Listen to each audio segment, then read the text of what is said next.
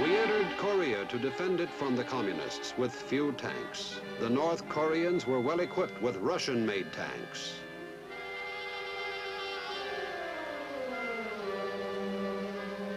The U.S. forces had practically nothing with which to stop them. A provisional tank unit was quickly organized with the few tanks that were available in Japan. 4 tank battalions were hurriedly shipped from the United States. The tanks were received at Daegu.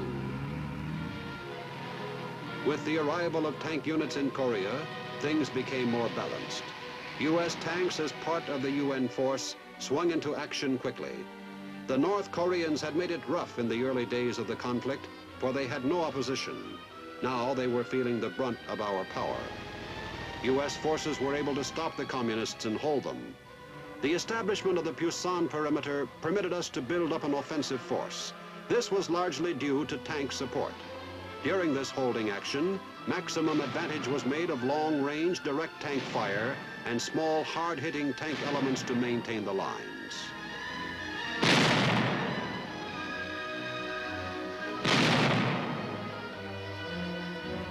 But the majority of the action was far from stationary.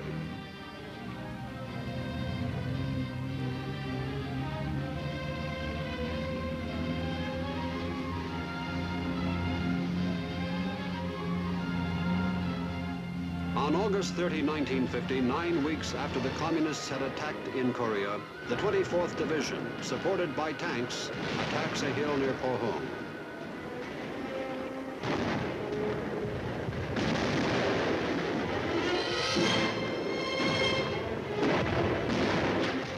A few days later, the 2nd Division engages in combat near Yongsan. The tanks were there too.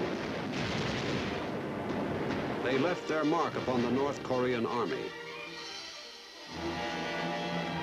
2 weeks later, on September 16, the 1st Marine and the 7th Infantry Division effected an assault landing on the west coast of Korea at Incheon. Once again, the tanks were there. Pushing inland from Incheon, we advanced rapidly upon the occupied capital of South Korea, Seoul. Fighting was bitter, and the tanks were in the thick of it. Armor continued to play an important part in the action until the end of the conflict.